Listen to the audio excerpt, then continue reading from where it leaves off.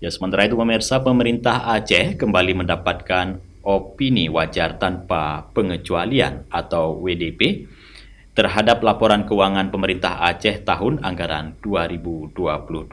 WTP ini merupakan yang ke-8 kalinya diperoleh pemerintah Aceh secara turut berturut sejak tahun 2015.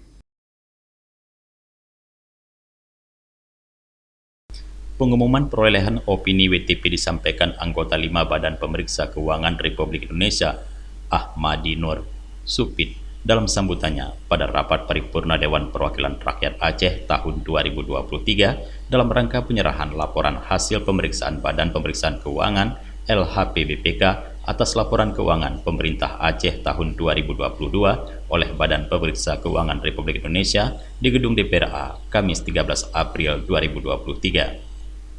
PJ Gubernur Aceh Ahmad Marzuki menyambut gembira hasil tersebut dan berharap dapat terus dipertahankan.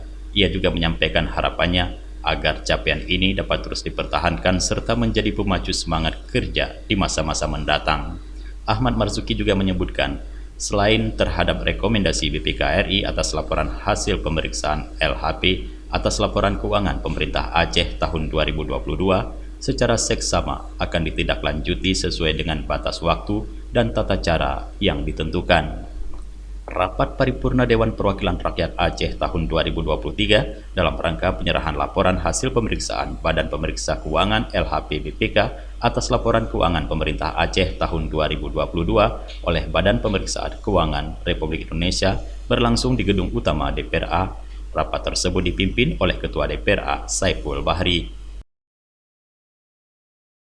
Dari Banda Aceh, Tim Liputan Aceh TV melaporkan.